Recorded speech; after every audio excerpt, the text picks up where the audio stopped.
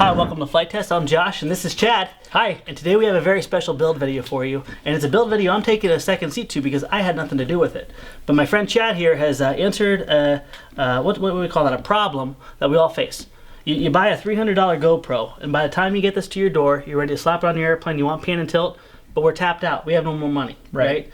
Chad came up with a solution for this, and on basically how to make a pan and tilt for your high-end GoPro out of simple everyday parts. With a couple pieces of wood, some zip tie and some wires and some tape and hot glue and a couple servos. Basically, if you can build a shelf at home, you can build this. Pretty much. Cool. You need some kind of wire cutter and pliers. Don't use Chad's blue wire cutters. Right, yeah, David tried that. We almost sent him back to Sweden over that. So, yeah. Bad. So we're doing the show on this half of the workshop, and David's working on that half. So, yes.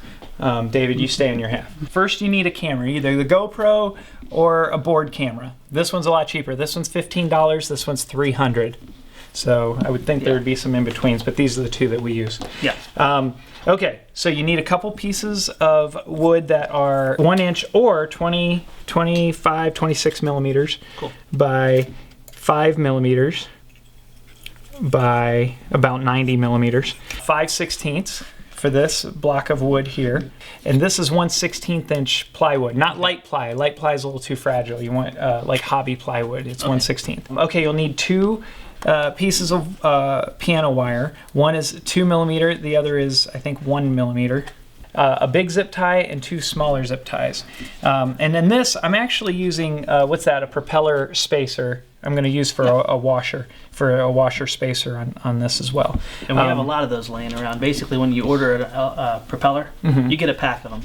We have a few of them. We're almost out. So yeah, we're running low. If you're going to do a head tracker rig, you're going to want digital servos. These are just real cheap servos, but you know, you can build this without a head tracker where you use like an analog adjustment on your controller, or your flap switch. Yes, or you can use another receiver or transmitter and hook it up like we did. You had Josh Scott looking around while you were flying. He was controlling it with his head, but you could have someone with another radio controlling it with the gimbals. Right. Cool. Okay, so, and then this is actually an extra servo horn that we're going to cut. I'm actually, here, I'll cut that right now to get it out of the way. So we're going to cut that long end off of there. All right, and let's see, the first piece we're going to start with are these two pieces right here. What we need to do is create our primary hinge, which is our, a lot of people don't know this, but pan is left and right. Tilt is up and down. So pan and tilt. So you can't pan up and down, and you can't tilt left and right. Makes sense. Okay, so you take your 2 millimeter wire, and we're going to drill a hole in one of these pieces of wood, which I already did, and we can cut to the footage now, and we're looking at the footage that we shot earlier. We're going to take our 2 millimeter wire, and we're going to put a 90-degree bend. Okay.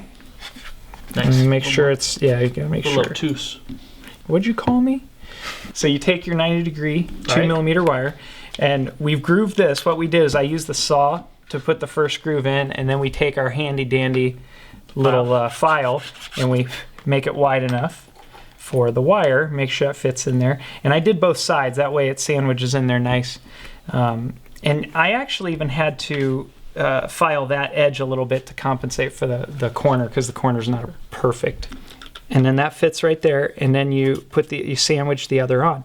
And what that is, that becomes your primary support and for panning. That's correct. So we're going to use hot glue to glue these together, or you could use CA.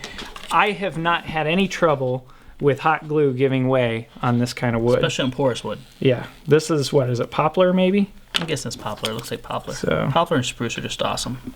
I'm just going to put that in there. And that 90-degree bend keeps it from rotating, because as you see later, what we're going to do is we're going to mount that servo steering wheel. What's that thing called? Yeah, I would say your nose gear arm. Okay, so this piece here, if you don't have one of these, you can use a servo arm. You can bend the wire and then attach the wire to the servo arm, which gives you that nice little mounting like hole. Using thread and CA or something. Wrap it around. Cool. Yeah. So David's using our tools. Stop using our tools, David. The next piece is our 5/16 block of wood. Okay. We're going to put that on here. I already drilled it. That's going to touch, down here. One thing you could do if you want, we didn't need to, it worked just fine, but you can take the fuzzy Velcro and put it fuzzy side up there so it has nice little padding.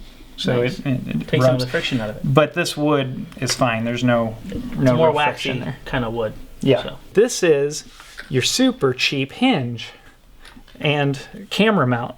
So believe it or not, all we did was we made this, and then you can put the camera on there. Now we're not going to mount the camera yet, but that's what you use the big zip tie for, is to go around it. And we held it on, even on the episode, we just used one zip tie. Nice. If you want, you can put Velcro on the back. If that makes you feel better. But now we got to make this piece. And how we did that was we have these 2 pieces of wood. Okay, and then we're going to take our extreme packing tape. Keep in mind, extreme packing tape is UV sensitive. A lot of people have told us that. So. Yes, and we have too. After a while in the sun, it will give way. But this is kind of a disposable camera mount. Okay, so you put your first piece in there. The second piece, you want just a hair gap, because its natural sitting position in neutral is going to be at a 90 like that. If you wanted, you could actually just lay your wire down, your 1 mil wire down as a spacer. There you go, if you want just like a 1. And what that does is that gives you a tiny gap for your tape to touch whenever you put the other piece on, because we're going to sandwich this between 2 pieces of tape. Okay, so you getting that? There we go. So we have our wood. There's exactly 1 millimeter gap. I'm just going to trim this off of here. So you trim that flush. Yeah. Definitely a cutting mat is a great thing to have. I don't know if you guys have it, but I just cut right into my wife's table. yeah. Eventually it becomes my table. I just cut into my finger. That's not good to do. Yeah. Now that we have the tape on one side, we're going to, and just make your piece of tape bigger than what you need. And what we're going to do is actually fold this back and then match up your tape to one edge here. And then you want that folded back, that way you have the proper amount of movement in your hinge. And then you're going to wrap this around and then open it back up. Well, before you open it up, make sure you get that in the hinge real well there, because that you don't want any slop in your hinge. That'll affect the movement of your camera. You have your nice little gap there and plenty of movement. Now, one thing I like to do is take your piece of scrap foam, put some hot glue on it, and I like to just give a little skim coat to stiffen that hinge a little bit, because I don't want a bunch of play. So I'm just putting a nice little skim coat across there, and it does stick to this tape really well. So you want to put it in the neutral position. Why don't you use a normal hinge like the one you have on a plane? Because it's a lot more work, and not everybody has those. Tell me, can you feel the stiffness? Yeah, it feels really good. So it it's has not almost like a shock absorbing feel to it, like a. Yeah, it's not too stiff to where the servo can't move it. It's not going to knuckle though, back and forth. Right. The next thing you need to do is there's a hole. I already drilled it here, but you can either cut or drill a hole to one side, and that's what your zip tie will go through. Now, if you're using a board camera, if you want, you could actually just screw it down or double stick tape or zip tie it around this way. Lots of options. But yeah, it's already to the size that you can use a GoPro or a board camera. So what you're saying, basically, this is your canvas. You can notch it, do whatever you need to make your camera fasten properly. That's it, exactly. Cool beans. Okay, now one thing you need to do, now you have tape on both sides. I don't want to just put hot glue on the tape and then to the surface. So what I'm going to do is just score the tape right here so it still has enough that it grabs the other piece. Then I'm going to pull that tape off. Nice. And now we have bare wood. And then what we're going to do is connect that to here like this. And you're going to notice there's a hole there, right? Yeah. I intentionally didn't drill the hole through this yet because we didn't glue it yet. But I already drilled the hole here. So what I'm going to do is I'm going to glue this on. Then I'm going to drill back through that same hole to open it up all the way. No alignment issues then. Exactly. So I'm going to use my favorite hot glue. Endorsed by Chad Capper and David in the store. Yeah, you don't have to use too much. Now this hole you can see is offset that way, and again I will put all the dimensions on the site so you can get proper measurements for everything.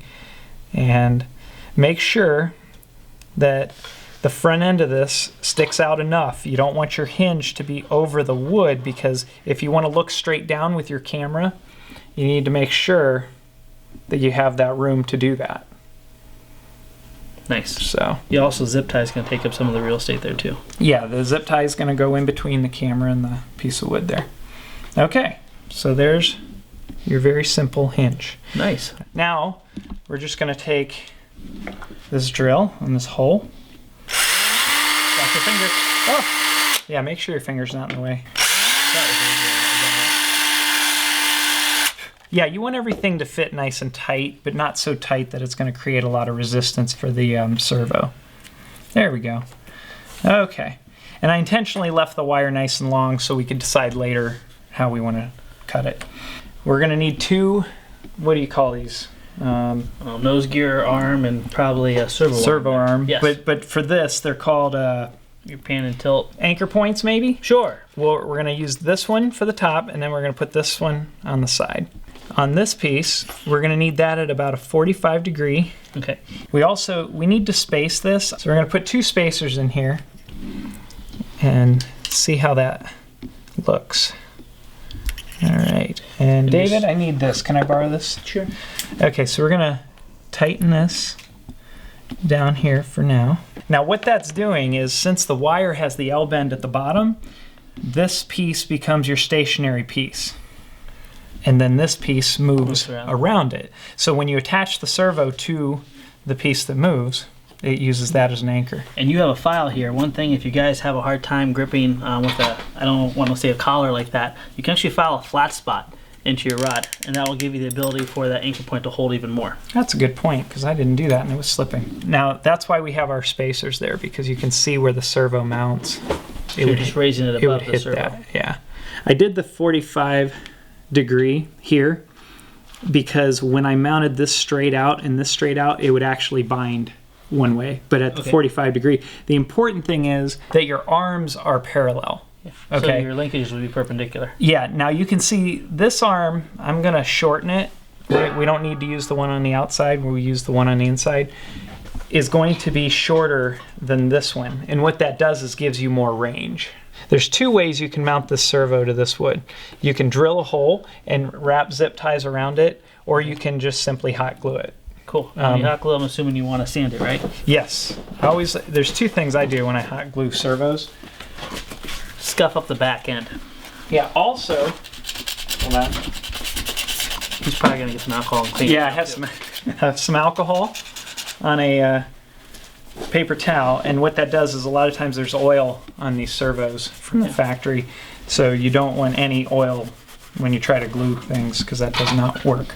All right, so we're going to put a little bit of hot glue on here, just enough to hold it, and I'm going to mount that servo right on the left side. If you slide it back and forth a little bit and move it around, it actually spreads. It makes a much more solid joint.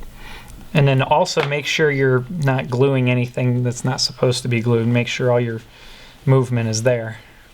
Okay? So there's that. Now we have another servo that we're going to mount up here. Okay, but first we're going to mount our anchor because we need to know what to match it up to. Sure. So we're going to mount our anchor on the side here. And the nice thing is you can take an extra servo screw, since we're hot gluing them anyhow. The servo screw fits right in there, and you can screw that to the side. And so what we're going to do is do that, but I'll also hot glue it, because we like to put hot glue over everything. Makes it fly better. It does. Hot glue makes things fly better. Right, David? It does. It's awesome. What you can do is you can play with the distances where, the arm, if you want to put the arm out further, it will lessen the movement. It's the same thing as on the control surfaces. On the control surface itself, the further out you go, the less the mechanical advantage. Yes. But why would you want it to go less distance? Well, if you want more resolution. Thank you. David's really big on resolution. Yes. Yeah, so if you have a radio that has like 8-bit resolution and you go to a 10-bit resolution radio, it's going to give you a lot more steps. So it's going to send more steps to the servo, and the servo can move accordingly if it is a high resolution servo. That's why you want both. I don't know if you guys have seen these. I'm going to come pretty over. Darn cool. So you just put your wire in there and twist it. Boop. And it makes a little Z bend. If you don't make the noise, it doesn't work. You gotta go boop. Very nice. So where does that go? I just like to make sparks. I think all of my episodes should have either explosions or sparks. No, I like to have a grinding wheel because the ends of these get all jaggy. Makes it hard to get it through the hole too. They get really jaggy, yeah. Okay, so we're gonna go from here to here.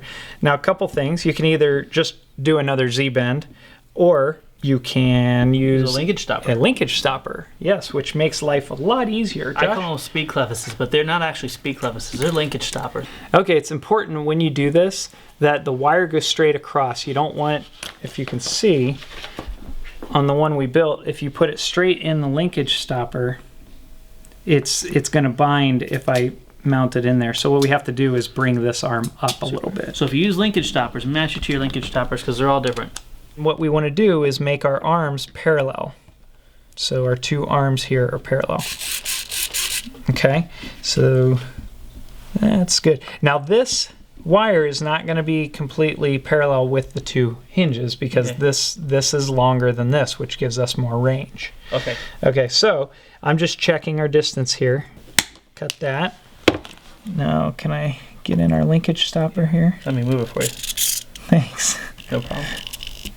We're going to tighten this down. I'm assuming you want the actual camera mount to be perpendicular to your fuselage mount? That's correct. Okay. Okay, so now we're going to test it. Oh, look at that! It's working! That's actually remarkably smooth, too. Isn't it? Very much. Go really slowly. Ooh. But see, when you go slowly, you can see the jitter, and that's just a standard analog $2.69 servo. Yeah. But for many purposes, that's fine. Now, if you want, we could actually move this out further. If you move that out further, that will give you more range. Yes. But for the nice thing too is on a lot of like the DX8, you can actually set your speed. So remember on our EPP FPV episode, Yep. you can actually slow it down. So rather than being a really quick jerky motion, it's controlled via the transmitter automatically. So you have it go slower. It'll just go slow, and that'll be much smoother. Oh than yeah. My jittery thumbs have Mountain Dew in them. Okay, so now we have our pan. Okay, it works good. Yep, works good. Now we're going to do our tilt. Now I screwed this in the side, but just to make sure that it doesn't pivot on that screw, I'm going to add a little hot glue, which I should have did earlier. Now it takes a little experimenting because everybody's using, you know, possibly different size wood and maybe adjusting to their own preferences and that. But just go ahead and, you know, play with different spacings and that, but this will definitely get you started. So there's that. I'll leave that there for now. We're going to mount the next servo is right here, and make sure that you're not hitting your center piece. See that right there? Now we're going to cut the top of this, so let's do that now because... Here you go. Thank you. You're welcome. We have our bolt cutters. Ready? Yep. Don't want to hit anybody in the eye. Okay, boom. All right, so that allows it to tilt back a little bit. Now what I do is I actually centered ours so it was tilting down a little bit because I prefer to look down more than up. I very rarely want to look up. It's nice when you're doing FPV to keep like 2/3 of the video with ground. That's my personal preference too. That's good. 1/3 on the top. That way, you know, blue sky is not going to be what you're going to navigate off of. It's going to be landmarks. Right. Okay, so we put this on. Now before you glue anything, you want to make sure you're not going to run into anything. See this right here? See, if I don't mount this high enough, I'm going to end up hitting that. So I want to make sure. You can probably just slide your push rod on now through the linkage stopper and then cut it to size afterwards. Ah, that's a perfect idea. Oh, actually, right there. See, that's a good angle. I like it pointing down just a little bit. And then I'm going to... Okay, see, this is sticking up. I need that to come down more. Everybody watch your eyes. Watch your eyes. I forgot to take the tape off of where I'm going to hot glue this, so I'm going to try to take it off before the hot glue cools. Okay. Hot glue is still cooling. Going to put that right there. Beautiful. Okay. And then we're going to set, the trims are centered. Yep. We're going to set this about, you know, tilt it a little bit down. And I'm going to tighten this. And then depending on which way you favor from 90 degrees will give you more of extreme throw on the downward slope or the upward slope. Okay, so let's try it. There we go. Now you can also, this isn't a programmable transmitter, but most of your transmitters you can extend your servo throw another, what, 20%? Yep, 20-25%. So- DX8, I think it's almost 50. I'm going to trim the excess here. You hold still. Okay, there we go. So now, we're testing it. Let's put the camera on it and see how it looks.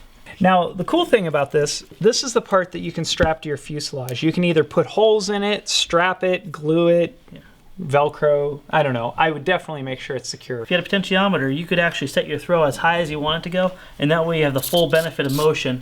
So right here. Down. So hold that up. Yeah. So it's essentially the same as if you were holding that up. So that gives you more range there, right? Yeah, and if it's on a potentiometer, it would go from here all the way down to here smoothly. Right. That's true. All right. How do we mount the GoPro? With a zip tie. A zip tie. Zip tie, right? You know he's here. Zip. You're making fun of him right here in front of him. He's a good guy. So now we got our zip tie on there, and of course we cut off all our spare parts. Yep. Okay. Now, ready? Hold on. Let's record. To the left, to the right. Hold on. Look up at the camera guy. Hi. You see him? Yep. Okay. Go all around.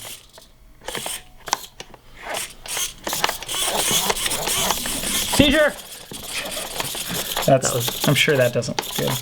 Very smooth too. I mean, considering using basically $3 servos in this, Right. if you had that set to go to points, it'd be very nice. Okay, so we built our pan and our ultra super duper cheap, mega cheap, Simple, simple because we're tapped out because we bought a $300 GoPro pan and tilt.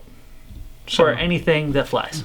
Yes. Or cars. So right here, what you're looking at is the hinge point here, and then these two hinge points. So what happens is that hinge point versus where it's connected, and that hinge point versus where it's connected. The tighter this one is, the more extreme movement you're going to get.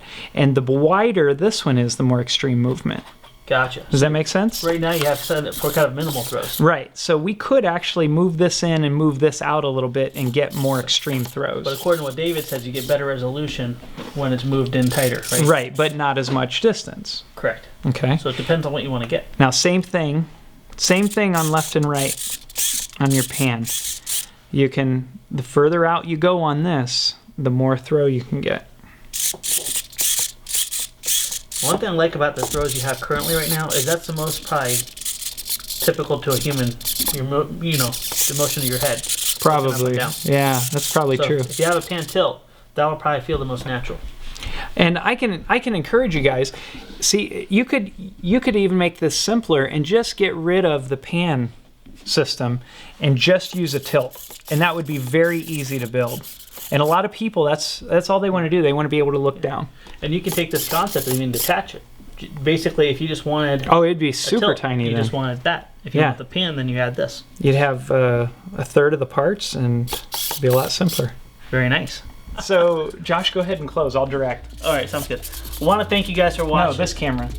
Oh, down here? Yeah, But I would talk to Dave now. I know. Do this one. Okay.